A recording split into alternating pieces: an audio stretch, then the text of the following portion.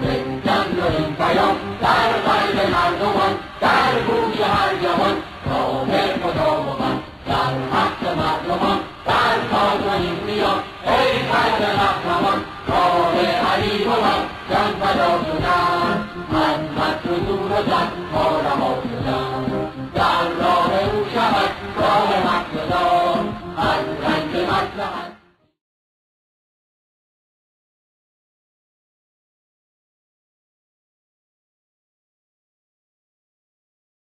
Cette première conférence est tirée du livre Connaître l'islam par la méthode du docteur Ali Shariati aux éditions Al-Bourak, l'islam autrement. La méthodologie est la constitution civilisationnelle. La méthode historique, notamment dans le domaine de la science, revêt une importance primordiale. La méthode permettant la connaissance de la vérité est plus utile que la philosophie, la science ou le génie. Nous ne sommes pas sans savoir que l'Europe, au Moyen-Âge, avait connu un millénaire de régression et de stagnation dans le domaine de la science, des arts, de la littérature, des questions humanitaires et de la vie sociale. Néanmoins, cette période de stagnation a subitement laissé place à un mouvement général de réforme. Ce mouvement réformateur et cette renaissance intellectuelle ont constitué le point de départ vers une civilisation et une culture contemporaine très moderne. Cela nous pousse à nous poser certaines questions. Pourquoi l'Europe a-t-elle stagné pendant 1000 ans? Comment a-t-elle pu soudainement changer de cap? Comment a-t-elle pu découvrir, en l'espace de 2 ou 3 siècles, les vérités qu'elle n'a pas pu atteindre en 1000 ans?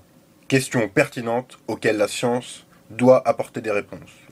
Nombreux sont, sans doute, les facteurs qui ont provoqué cette stagnation au Moyen-Âge.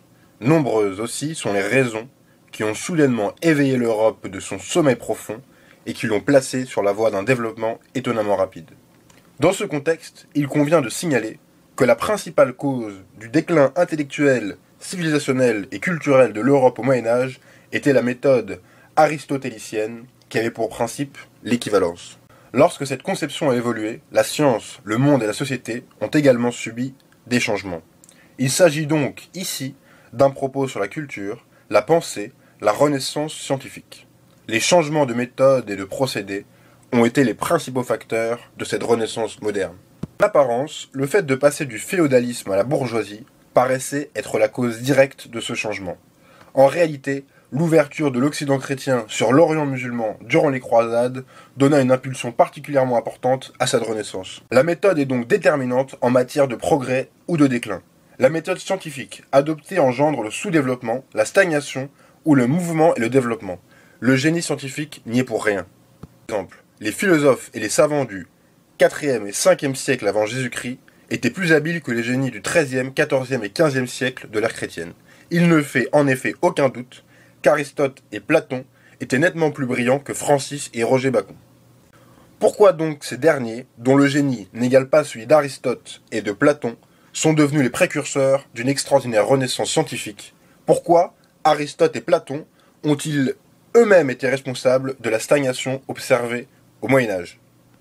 Autrement dit, comment arrive-t-il qu'un génie puisse être la cause du sous-développement et un homme moins performant puisse faire la différence et contribuer au développement scientifique et à la renaissance sociale?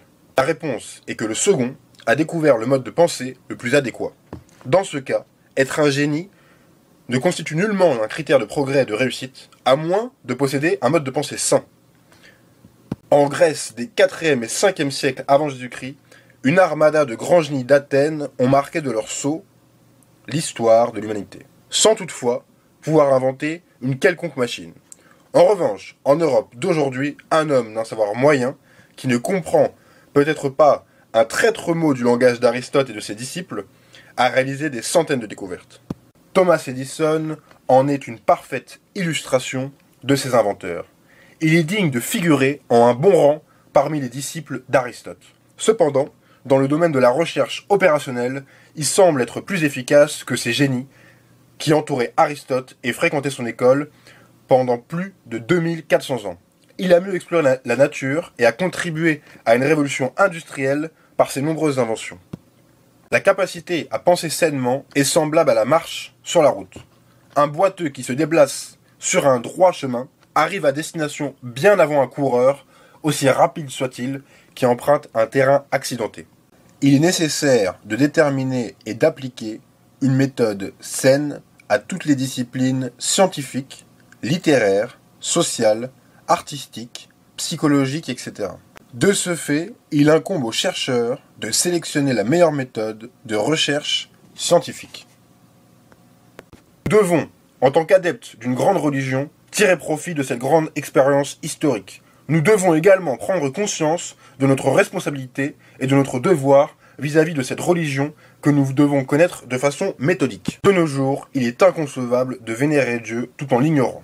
La foi et la piété supposent une connaissance préalable de la religion. Je fais allusion plus particulièrement aux intellectuels, dont la responsabilité est grande dans ce domaine. Ceci est non seulement un devoir religieux, islamique en l'occurrence, mais aussi un devoir scientifique et humanitaire. Une question s'impose. Quelle est cette méthode saine qui permet de connaître l'islam ? La connaissance de l'islam ne doit pas nous imposer d'imiter les méthodes européennes, telles que les méthodes naturelles, psychologiques ou sociales. Nous devons, au contraire, inventer une méthode originale et inédite, sans toutefois ignorer les méthodes européennes. De nos jours, toutes les méthodes ont changé, avec l'avènement de nouvelles visions. C'est la raison pour laquelle les analyses religieuses doivent elles aussi adopter une nouvelle méthode. Certes, il existe plusieurs méthodes pour connaître une religion aux diverses dimensions, telles que l'islam. L'islam, par exemple, ne se base pas uniquement sur la connaissance, les sentiments spirituels ou la relation de l'homme avec Dieu. Ce n'est qu'un des nombreux aspects de l'islam. Pour connaître la relation de l'homme avec Dieu, il faut adopter la méthode philosophique. En effet, les questions métaphysiques sont traitées en philosophie dans le cadre de la libre pensée, bien au-delà de la science. Un autre aspect de l'islam est la vie humaine, autrement dit, le mode de vie sur Terre. Les méthodes adoptées en sciences humaines permettent de mieux cerner cet aspect. Troisièmement, l'islam est une religion de civilisation et de civilité. Une remise en question des méthodes adoptées dans les études sociologiques et historiques permet, elle aussi, de connaître cette dimension civilisationnelle. Par conséquent, si nous considérons l'islam sous un seul angle, nous verrons qu'une infime partie de cette religion. Quand bien même nous aurons assimilé cette partie, notre connaissance de l'islam reste très superficielle, voire très incomplète. Prenons par exemple le Saint-Coran. C'est un livre qui traite différents sujets, de sorte que les plus grands érudits n'ont pu, au cours de l'histoire, cerner que quelques rares aspects. La dimension poétique du Coran n'a pas cessé d'éveiller la curiosité des poètes, des lettrés, des grammairiens et des rhétoriciens. Ces derniers ont mené des recherches tous azimuts afin d'élucider les mystères qui l'entourent. La dimension philosophique doit aujourd'hui susciter l'intérêt des sages et des philosophes. En effet, ils doivent mettre en œuvre toute la pensée philosophique au service de cette dimension, afin d'y voir un peu plus clair. Une troisième dimension, non moins importante que les précédentes et qui reste ignorée pour l'instant, est la dimension humaine du Coran, à savoir la dimension sociale, historique et psychologique. Elle englobe des questions relatives à la sociologie, à l'histoire, à la psychologie. Les sciences humaines, dont l'histoire n'ayant vu le jour que très récemment, cette dimension est restée longtemps ignorée.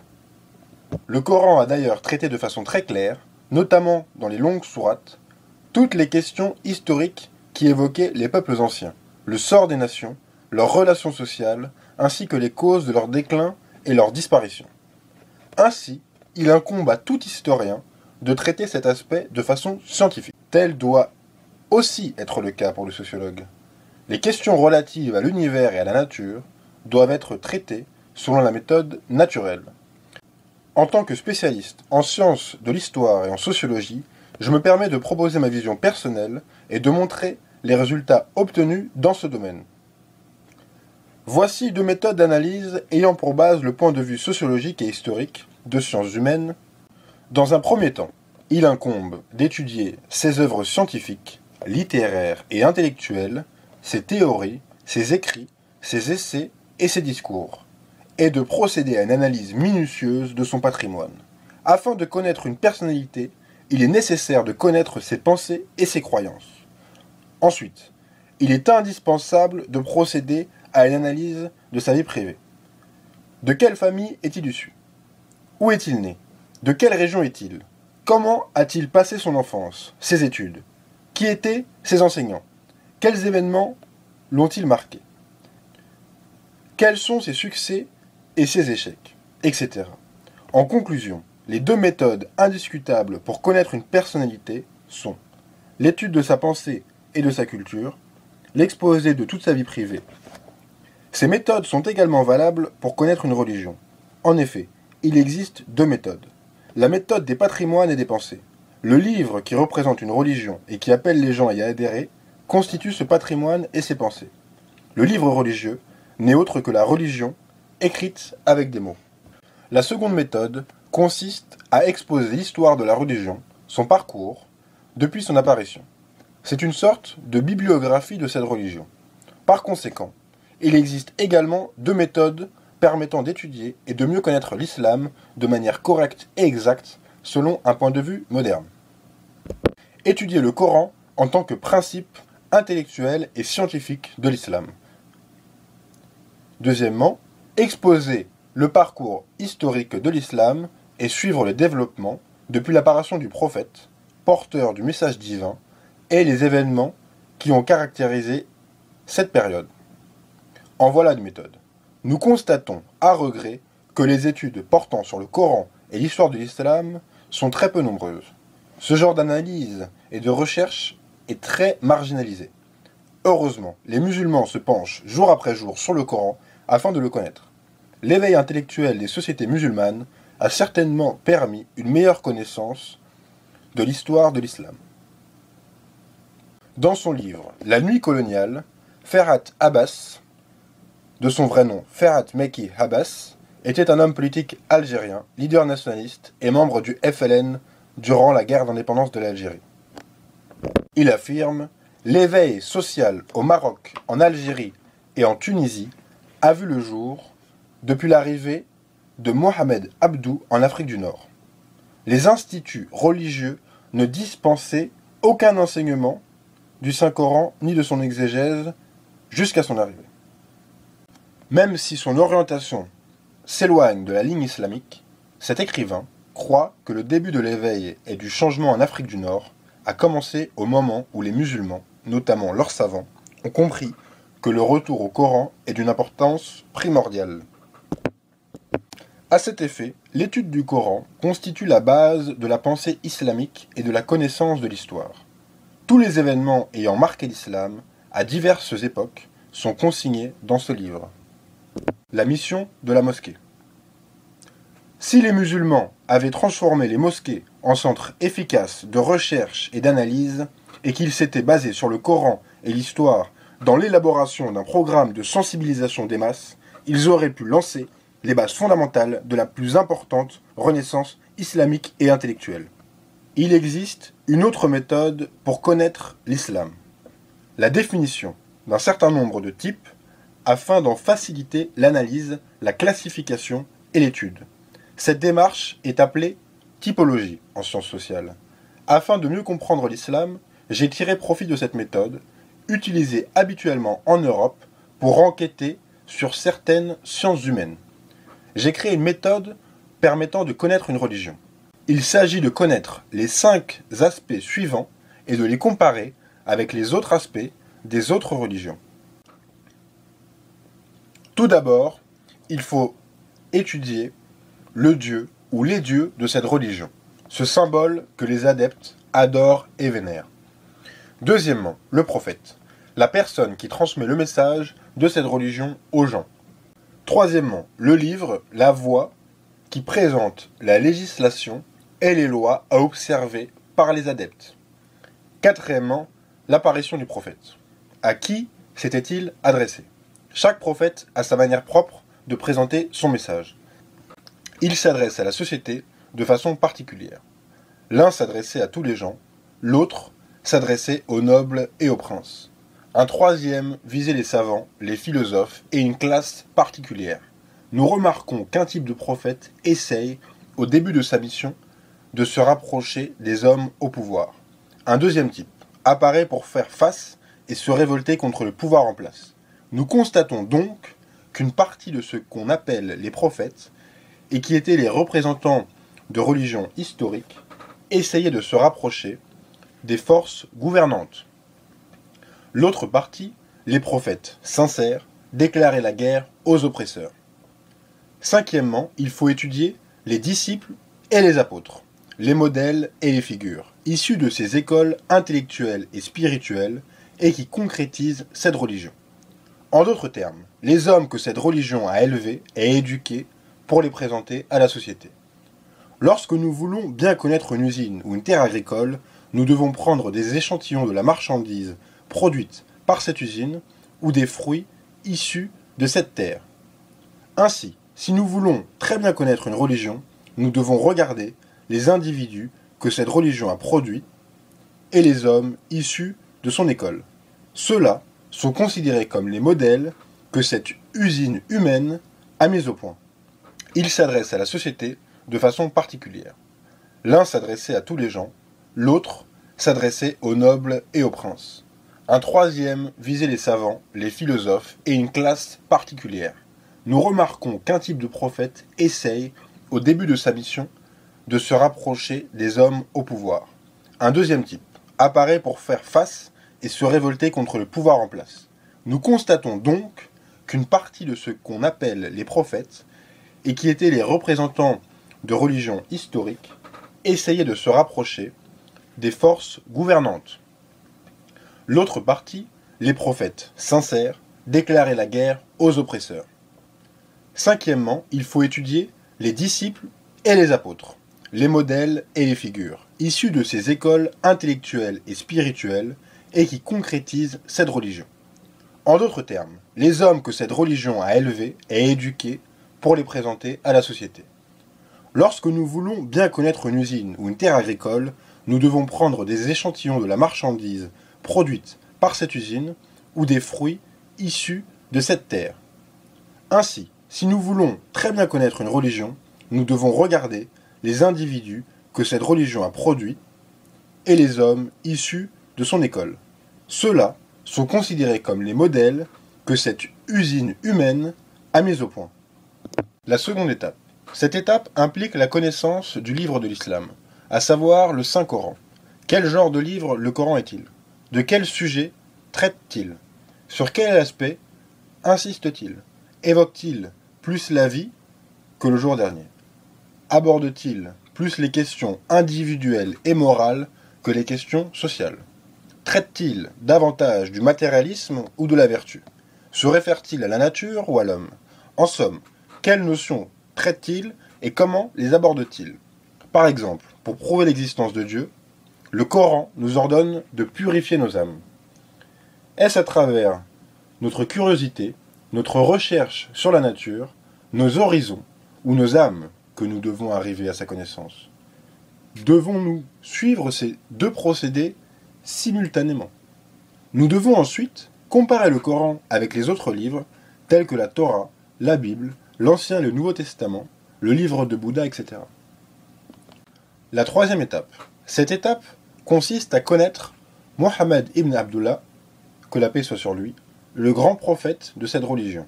La connaissance du prophète est d'une grande importance pour tout historien. Son rôle dans l'histoire de l'humanité n'a pas d'égal. Le prophète Mohammed était une personnalité extraordinaire qui a su faire preuve d'efficacité au cours de sa vie. Lorsque nous évoquons la personnalité du prophète de l'islam, nous considérons les aspects humains les plus ordinaires de sa vie. Nous apprécions ses dimensions morales et ses capacités surnaturelles. Nous l'étudions selon ses dimensions humaines et prophétiques. Si nous voulons par exemple connaître ses dimensions humaines, nous devons connaître plusieurs aspects de sa personnalité. Sa manière de parler, de travailler, de penser, de sourire, de rire, de s'asseoir, de se lever et de dormir. Ensuite, nous devons étudier ses relations avec les autres, avec l'ennemi, avec la famille et les amis. Nous devons également prendre connaissance de ses victoires et de ses défaites et chercher la manière dont il traite les questions sociales.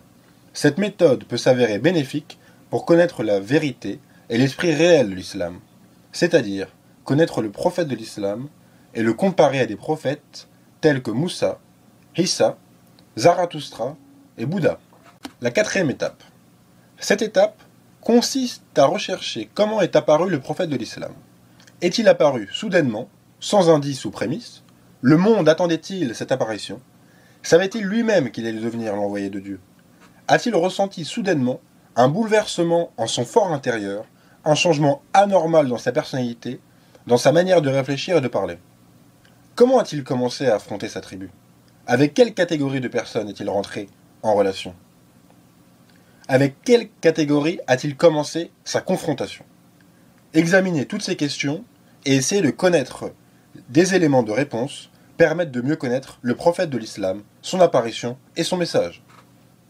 Nous nous devons de comparer l'apparition du prophète de l'islam avec celle des autres prophètes, sincères ou imposteurs, descendants d'Ibrahim ou non.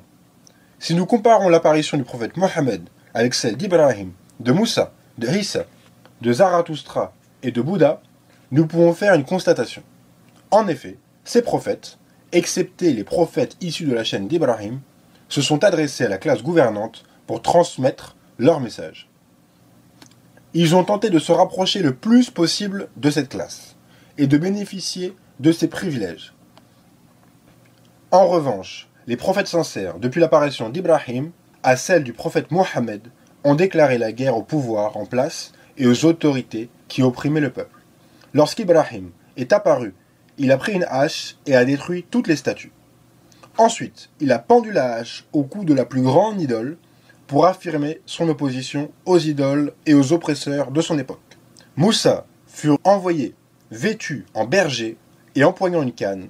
Il entra dans le palais du pharaon et entama le conflit avec la doctrine de l'unicité et le pharaonisme. Isa fut envoyé pour lutter contre les savants de Bani Israël, alliés des oppresseurs romains et partisans des tyrans. Dès que le prophète Mohammed fut envoyé, il déclara la guerre aux nobles de Quraysh, aux esclavagistes, aux commerçants et nobles de la Mecque et aux féodaux de Taïf. Donc, la comparaison entre ces deux différentes manières d'apparition des prophètes du ciel et de la terre nous aide à connaître la réalité et les objectifs de ces religions. La cinquième étape. Cette étape consiste à connaître les figures les plus illustres et les modèles humains que telle ou telle religion a produit et a présenté à l'histoire et à l'humanité. Nous citons, à titre d'exemple, Haroun dans le message de Moussa, Saint Paul dans la vie de Isa, et Ali al-Hussein et Abu Dhar dans l'islam. Ce sont des modèles issus des écoles de ces religions. Si nous étudions leur personnalité et leur position, nous connaîtrons la valeur et la réalité du principe qu'ils défendaient. La connaissance de ces modèles de manière scientifique et précise, l'étude de leur prise de position et de leur rôle est comparable à la connaissance d'une usine à travers ses produits, parce que la religion est une sorte d'usine humaine. Nous pouvons citer, à titre d'exemple, Al-Hussein comme personnalité illustre issue de l'école de l'islam. Nous pouvons ainsi mieux connaître la personnalité de celui qui croit en Dieu, au Coran et aux prophètes. La vie de Hussein, sa devise, ses prises de position vis-à-vis des problèmes de sa société, son travail et sa spiritualité sont connus de tous. Il s'est entièrement sacrifié pour défendre sa foi, ses principes et sa croyance. Ainsi, il peut être le meilleur exemple pour le modèle humain. Il existe en outre une autre manière pour connaître la personnalité d'Al-Hussein. On peut le comparer à d'autres personnalités de la société humaine, tels que l'éminent philosophe Avicenne ou le célèbre mystique Al-Hallaj. Deux musulmans dont le premier est diplômé en philosophie et le second issu de l'école soufie. La comparaison entre ces trois personnalités nous permet de saisir les points communs et les différences qui existent entre la philosophie, la mystique et l'islam. Avicenne était un philosophe et un savant dont le génie constitue la fierté de la philosophie dans l'histoire de la civilisation islamique. Cependant, si nous analysons la vie sociale de cette personnalité scientifique et littéraire, nous remarquerons qu'il était irresponsable vis-à-vis de sa société. Il était même au service du pouvoir. Il ne s'occupait nullement des problèmes de sa société, ni de l'avenir de sa nation. Son travail se limitait à la philosophie et à la recherche scientifique. Il était aussi insensible aux critiques qu'à la fortune et au prestige. Il possédait une foi particulière. Il n'accordait aucune importance à la cause de son peuple. Al-Hallaj était un soufi dont le cœur s'enflammait et brûlait d'amour envers Dieu. L'homme passionné ne peut être responsable. Il est épris par toute chose et se contente de subir sa passion et d'en souffrir. La tête entre ses mains, il court dans les rues de Bagdad en criant « Détruisez cette tête et faites ressortir ce mystère que je ne peux transpercer. Délivrez-moi de ce feu qui consume mon âme. Je ne suis rien, je suis Dieu, c'est-à-dire que moi, je n'existe pas. Tout ce qui existe est Dieu, et moi, je n'ai aucune existence. » Il est constamment noyé dans le problème de l'existence et l'amour de Dieu, vivant dans cet état de connaissance et de soufisme. Imaginez une société avec 35 millions de Hallaj. Elle devient une sorte de maison de fous. Ses membres sortent dans les rues et crient chacun « Tuez-moi, délivrez-moi, sauvez-moi vite. Je n'ai aucune énergie ni force. Je ne possède rien, je n'ai que Dieu. » Ce genre de comportement, dû à cette existence soufie ou mystique, est une forme de folie morale. Si toute la société devient Al-Hallaj ou Avicenne, elle courra naturellement vers sa propre ruine et son déclin. S'il existe, par contre, un seul Hussein dans une société, ou bien plusieurs individus comme Abu Dhar, cette société aura une vie et une liberté. Elle possédera indéniablement une science et une pensée. L'amour de Dieu, la fraternité et la force régneront et détruiront les ennemis de Dieu. Fin de la première conférence.